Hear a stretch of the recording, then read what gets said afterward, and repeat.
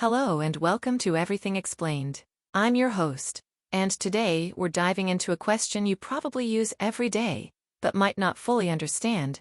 How does insurance really work? It's something that touches families, businesses, and whole communities. We buy it hoping never to need it, and when trouble hits, it's what keeps a small catastrophe from becoming a financial disaster. In this episode, we'll walk through the basics with simple terms, clear examples, and a few ideas you can apply to your own policies. First, the big idea behind insurance is risk pooling. Imagine a big bucket of money that many people contribute to each year. Some people will have small claims, others bigger ones, and a lucky few none at all. The money in the bucket pays for the losses of those who draw from it. If you think about it that way, insurance is less about cashing in a windfall, and more about sharing risk across a group so one bad event doesn't wreck your finances. Now, how do we get the money into that bucket? Through premiums. A premium is the price you pay to stay in the pool. It's not just a random number.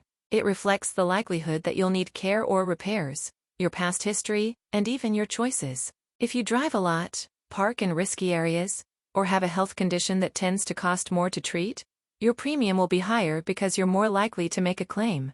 If you're very careful, you'll often pay less. This is the core idea of underwriting. Setting prices based on risk. It's not a mystery box. It's math and statistics. Here's where the design of a policy matters a lot for what you actually pay when something happens. Most plans have a deductible. A deductible is the amount you pay out of pocket before the insurance starts paying. If your deductible is $500 and you have a claim of $2,000, you'll likely pay the first $500 and the insurer covers the remaining $1,500, subject to the policy terms. Higher deductibles usually mean lower monthly premiums, and lower deductibles mean higher premiums. It's a trade-off that helps people choose a plan that fits their money habits. There's more to the cost picture, like coinsurance and copays.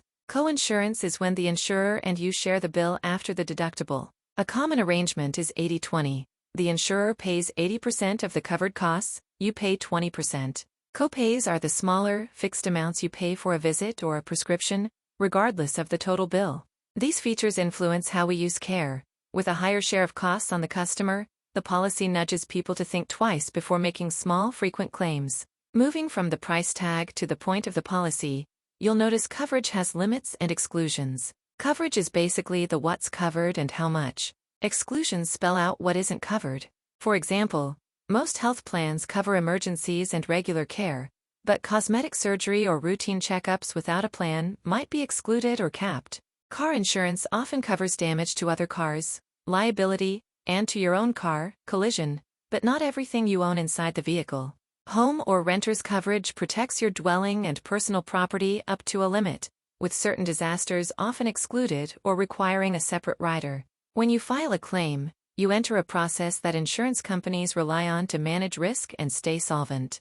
You report the loss, the insurer assigns a claim, and a professional called an adjuster checks what happened and what your policy covers. If everything checks out, the insurer pays the claim up to the policy limits, minus your deductible and any coinsurance. The insurer also has to cover its operating costs and keep reserves for future claims. That's why they don't just hand out money for every incident. They balance paying claims with staying financially healthy so they can keep paying in the future.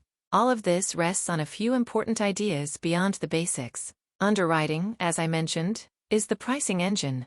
Reinsurance is the insurer's way of spreading big risks by purchasing insurance from other insurers. Think of it as a safety net. If a single hurricane hits a region, the original insurer won't be wiped out because it shares part of the risk with others. Actuaries crunch the numbers behind these choices, using statistics and data that keep plans fair and affordable over time. Of course, insurance isn't perfect. There's a risk of moral hazard.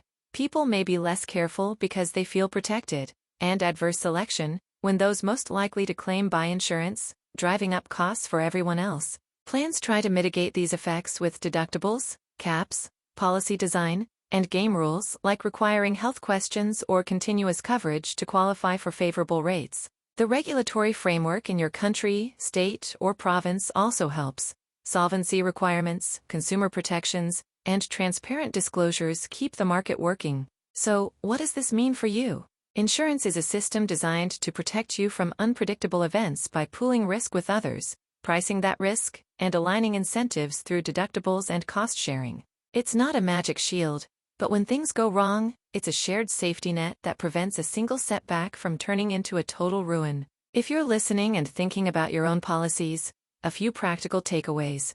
Review your coverage limits and exclusions, check how your deductible and coinsurance affect what you pay out of pocket, and consider how your choices, such as your driving habits or health decisions, level your risk and premium. And remember the bigger picture. You're part of a large, honest system that uses math, rules, and shared risk to keep everyday life from becoming extraordinary financial stress. Thanks for joining me on Everything Explained. Until next time, keep asking questions, keep learning, and stay prepared for whatever life throws your way.